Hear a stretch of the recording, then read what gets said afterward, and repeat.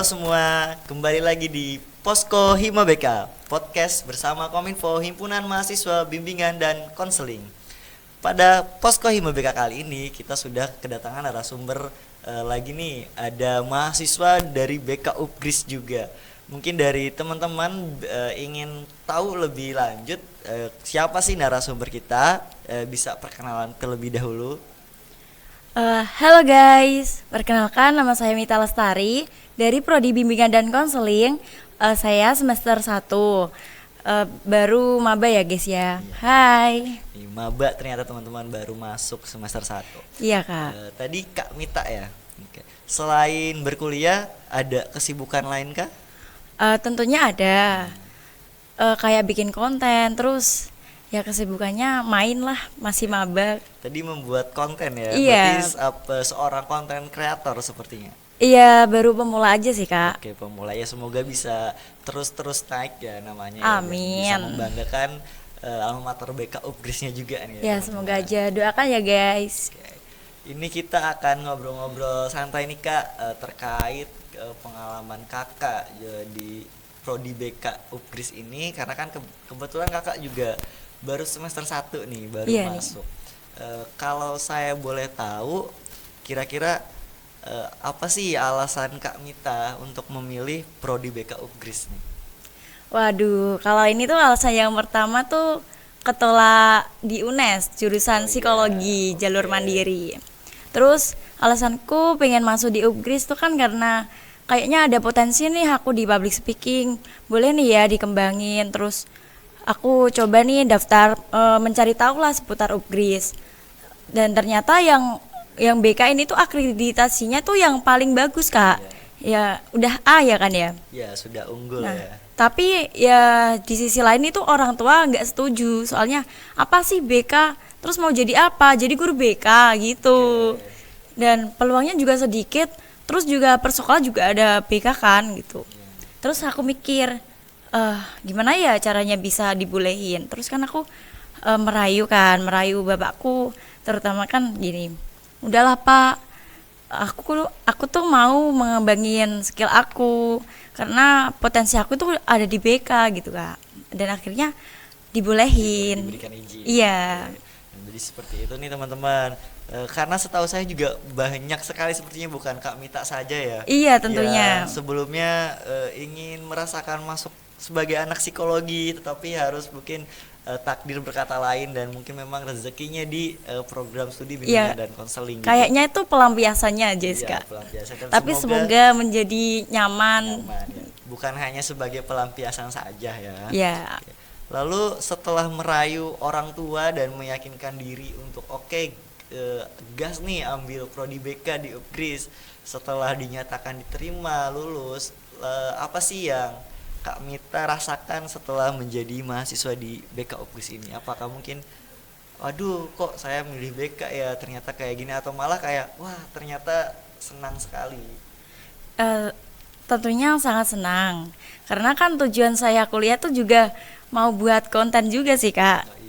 Ya pendidikan, lulus S1 sama buat konten, kayak terinspirasi sama tiktoker lain gitu loh kak. Terus di BK juga kayak nyaman aja, teman-temannya juga nyaman. Terus pembelajarannya juga ringan, gak ada hitung-hitungan yang memberatkan, soalnya aku kurang suka sama hitung-hitungan. Lebih suka ke logika. Berarti senang dong ya, intinya tidak menyesal, tidak terpaksa. Mungkin psikologi sama bimbingan dan konseling itu sebenarnya bedanya itu tipis sekali ya. Iya, beda tipis, cuman kayak kalau psikologi kan kita harus buka praktek langsung bisa. Kalau BK kan harus melanjutkan S2 dulu gitu. Iya, kalau BK itu kita diposkan ke peserta didiknya. Iya, betul sekali. Kira-kira apa sih, mungkin ada peran dari seseorang kah atau mendapatkan motivasi kenapa Kak Mita ini ingin sekali gitu masuk ke jurusan BK? Kalau itu sih tidak ada kak, tidak ada sama sekali. Soalnya aku tuh dari kemauan aku sendiri, dari aku cari tahu jurusan apa sih yang bisa mengembangin soft skill aku gitu. Jadi milihlah BK Upgris ya. keren sekali nih teman-teman. Selanjutnya di sini Kak Mita sudah menjalani perkuliahan berapa lama nih? Udah 2 minggu kalau di perkuliahan. Oke. Tapi kalau sama maba itu Puma ya. Iya. Puma itu udah kayak hampir berapa ya? 1 bulan aja kak ya? Iya, 1 bulan. 1 bulan guys. Oke. Bagaimana perasaan Kak Mita nih mengikuti Puma, dan bagaimana juga perasaannya setelah menjalankan kuliah perdana nih, kan tadinya SMA terus sekarang udah masuk kuliah, ternyata pastikan ada perbedaan ya dari budaya. Iya, beda banget, Kak. teman-teman. Bagaimana perasaannya sih? Ini di Puma dulu ya. Iya. Jujur li kayak deg-degan, terus mikir yang di TikTok itu kan kayak keras banget ya, terus dituntut buat harus gini ya, kamu harus bisa gini loh, harus pokoknya itu dituntut untuk sempurna lah. Tapi di Upgris ini tuh beda. Kayak kita tuh disambut dengan ramah, dididik untuk menjadi yang lebih baik. Kita tuh intinya tuh dirangkul gitu loh, nggak dibentak-bentak. Iya. Tapi kebanyakannya kan yang di luar sana kan disuruh dipanas-panasin, terus disuruh lari-lari gitu kan. Tapi di Upgris itu masa iya Puma enaknya kayak gini kok, katanya apaan sih Puma. Kalau yang di lain apa, ospek mungkin, ya. Iya. Ha. Umumnya tuh ospek ya. Iya, Iya. ospek itu menakutkan, tapi yang aku rasakan kan enggak, ini Seru enak ternyata. ya, seru. Dan untuk menjalani kuliah perdana nih, bagaimana perasaan? Waduh, ternyata saya sudah menjadi mahasiswa. Itu feel-nya tuh seperti apa? Senang Senang. dan bersyukur banget karena ya alhamdulillah bisa diberikan rezeki untuk kuliah. Terus alhamdulillah juga bisa sampai di titik ini. Intinya banyak bersyukur lah kak. Ya, memang bersyukur itu adalah satu hal yang sangat penting ya. Iya. Supaya kita itu sangat merasa cukup, tidak insecure dan yang lainnya. Ya, kuncinya tuh teman-teman harus bersyukur seperti Kak Mita ini. Mungkin yang saya ingin tanyakan lagi nih Kak Mita, kan otomatis ketika kakak masuk kuliah di sini teman-temannya juga pasti baru semua ya. Iya Ya, kak, baru semua. Bagaimana sih cara Kak Mita beradaptasinya sama teman-teman di sini? Melewati aplikasi WhatsApp. Oke. Kita itu kan ada grup maba 2023 kan. Pastinya tuh di sana banyak teman-teman kita, banyak yang dari prodi BK, prodi BGSD dan lain-lain. Terus kita miskomunikasi kan. Habis itu janjian lah buat ketemu, kita ketemu di sini ya gitu. Terus habis itu ngobrol, main. Udah itu aja sih Kak. Alhamdulillah dapat teman-teman yang asik juga. Gak toksik. Iya. Lanjutnya, selain dari adaptasi dengan teman-teman, mungkin dari kultur juga ya, karena kan Kak Mita apakah asli dari Semarang Kak? Tidak. Aslinya tuh saya dari Pati guys. Oke, dari Pati nih. Hmm. Kira-kira selain adaptasi dengan teman, khususnya kayak tempat tinggal kan pasti juga ngekos dong Kak. Iya. Terus juga mungkin perbedaan budaya juga dari Semarang dan dari Pati. Kira-kira bagaimana perasaannya? Apakah sempat pas pertama kali ngekos tuh, aduh aku pengen pulang, atau seperti apa? Kayak gelisah aja. Bisa. Gelisahnya tuh kalau bikin sarapan kan biasanya kan ada orang tua tuh, kita bangun mandi langsung sarapan pergi ke sekolah. Tapi kalau sekarang harus mandi, gimana ya cara mengatur waktu? Harus masak dulu, harus apa sih namanya Kak? Membuat nasi itu loh. Iya, menanak nasi. Nah itu juga aku baru pertama kali buat nasi Kak. Ketika menjadi mahasiswa. Iya. Soalnya kan kalau di rumah kan nggak pernah disuruh gitu kan. Aku juga bingung, tapi untungnya ada temanku. Kan aku satu kos berdua Kak. Jadi kita tuh saling kerjasama gitu. Nanti kamu buat ini ya, terus aku nanti buat ini. Jadinya bebannya agak ringan. Oke. Jadi saling bantu lah ya dengan Iya. teman. Terus setelah kemarin menjalankan perkuliahan, kira-kira apa sih yang membuat Kak Mita itu ternyata merasa nyaman gitu kuliah di sini, atau wah ternyata seru ya? Kira-kira hal apa yang paling menarik? Pertemanan. Pertemanan. Iya, semua dimanapun kalau ada di lingkup manapun ya Kak, maupun di luar kampus, di dalam kampus. Kalau kita tuh bisa menyesuaikan pertemanan kita akan nyaman. setelah kemarin menjalankan perkuliahan nih Kak Perdana, hal apa sih yang Kakak rasa kayak waduh sangat berkesan sekali gitu. Ternyata menjadi mahasiswa itu tuh menyenangkan gitu. Pertemanan, Kak. Gimana? Soalnya dimanapun kita berada, kalau teman-teman kita asik, kita juga nyaman, kita juga betah. Terus mendapatkan relasi yang baru. Oh jadi gini ya, kuliah enak, jadwalnya tuh nggak padat kayak yang di sekolah. Kalau Iya. di sekolah kan pagi sampai sore ya, Iya. itu lelah banget. Tapi kalau kuliah kan cuman beberapa jam, kita bisa istirahat, kita bisa tiduran dulu, bisa main-main dulu lah gitu. Tadi kan dibilang yang berkesan itu pertemanan ya. Berarti Iya. di kelasnya Kak Mita ini sepertinya orang-orangnya pada asik ya, Wah, teman-temannya sangat seru tentunya sepertinya. itu, Kak. Iya. Terus tadi saya tangkap juga Kak Mita ini tidak terlalu suka hitung-hitungan. Ya Iya. kan? Nah, kira-kira setelah melakukan perkuliahan nih, mata kuliahnya itu gimana sih? Apakah waduh kok sulit ya atau ya sesuai dengan apa yang saya mau? Sesuai sama yang aku mau. Sesuai. Soalnya tuh menyangkut tentang logika, gimana cara kita berpikir, kayak dijelaskan tentang attitude, terus bagaimana cara kita berbicara. Soalnya itu kan menurut orang-orang kan sepele, Iya. tapi itu bermakna bagi kedepannya gitu. Ya, apalagi sebagai calon konselor ya dan Iya, calon tentunya. guru BK di masa depan, hal-hal seperti itu memang sangat dibutuhkan sekali. Terus selain itu nih, adakah pengalaman yang sekiranya kakak pas pertama kali kuliah ya, mungkin kayak first impression kakak kayak sama dosennya atau sama kondisi lingkungan kampusnya mungkin ya, kira-kira seperti apa?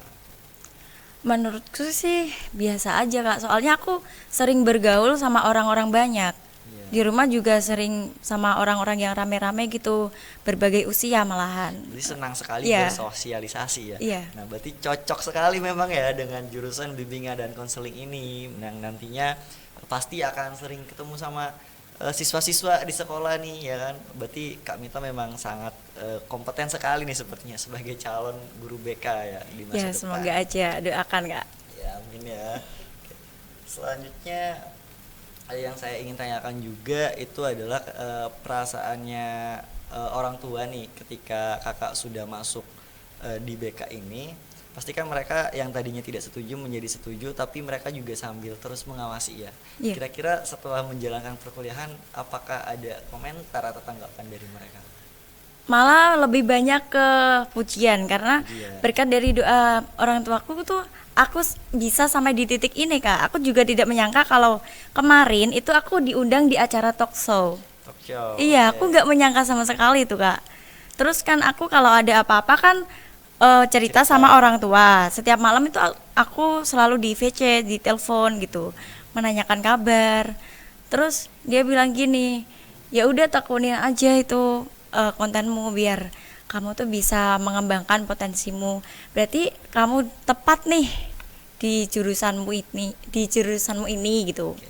Jadi intinya masuk ke sini tuh ternyata membukakan banyak sekali jalan ya menurut Kakak. Iya. Terus juga tadi kan sedang memulai content creator nih Kak. Nah, kira-kira bagaimana caranya Kakak nih membagi waktu untuk membuat konten dan juga khususnya untuk berkuliah? Kalau itu aku setiap malam kan. Biasanya kan anak kuliahan kan tidurnya jam 12. Iya. Itu aku setiap jam 10 itu diusahain untuk mengedit ke CapCut. Soalnya kan hampir 24 jam megang HP. Nah, itu bisa dilakukan mengedit dimanapun, Kak. Misalnya kita di kampus itu bisa sambil ngedit. Tapi kalau voice over itu diusahakan membutuhkan waktu tenang. Iya. Seperti malam hari. Di tempat yang sunyi ya, Iya. kedamaian. Tapi sebelum voice over itu harusnya mengetik teksnya biar lancar kalau diomongin. Jadi intinya bisa lah ya, apalagi sekarang terbantu dengan teknologi di gadget-gadgetnya sekarang kan anak-anak sudah sangat canggih sekali. Iya. Jadi intinya tidak terlalu mengganggu lah ya untuk kesibukan perkuliahan. Nah terus untuk harapan diri kakak sendiri nih, kiranya ketika memilih program studi bimbingan dan konseling apa sih yang kakak harapkan bisa dirubah dari diri kakak sendiri? Semoga bisa menjadi yang lebih baik, terus bisa menjaga etika, meningkatkan value, menjaga perilaku, omongan, agar karena seseorang itu dilihat dari omongannya, Kak. Iya. Kalau omongannya tuh agak berantakan, maaf nih. Aku aslinya tuh sering ngomong kasar. Iya. Tapi aku juga pengen memperbaiki gimana sih caranya biar tidak ngomong kasar. Oke. Tentunya kan di BK juga dipelajari juga kan. Iya. Nah, berarti banyak sekali pelajaran yang bisa diambil untuk kehidupan sehari-hari dari diri seorang Kak Mita nih. Iya, banyak, Kak. Lanjut nih, saya akan tanya juga mengenai perkuliahan juga nih Kak. Kira-kira fasilitas atau hal yang lainnya ketika kakak masuk prodi BK ini kira-kira tuh sudah mendukung kakak untuk melakukan perkuliahan Kak? Untuk saat ini sih belum kelihatan, Kak. Soalnya kan aku Masih baru baru maba, juga, iya. juga belum mengenali fasilitas-fasilitas yang ada di kampus. Oke, tapi sebelumnya pas Puma juga sudah dikenalkan lah ya. Sudah, tapi kan belum Belum mencobanya. mencoba. Semoga nanti next semester mungkin kakaknya bisa mencoba seluruh fasilitas karena di prodi BK UPRIS ini sangat-sangat lengkap sekali dan menunjang untuk para mahasiswanya berkembang nih teman-teman. Nah, mungkin yang terakhir pesan Kamita nih buat teman-teman yang ada di rumah mungkin supaya semangat kuliahnya, apalagi para maba-maba nih kadang kan masih kayak ada Males, homesick, malas atau mungkin masih malu ketemu cutting atau malas berteman sama teman-teman baru. Pesan dari Kak Mita untuk teman-teman apa? Pesan-kesanku kembali ke niat awal kita. Tujuan kita tuh kuliah yaitu untuk menambah ilmu dan juga ingat yang orang tua kita, karena orang tua kita juga ngebiayain itu tidak mudah, guys. Harus banting tulang dulu. Jadi kita tuh kuliah nggak usah dibuat main-main. Kita harus ya main boleh, tapi kita juga ingat tugas-tugas yang harus kita lakukan.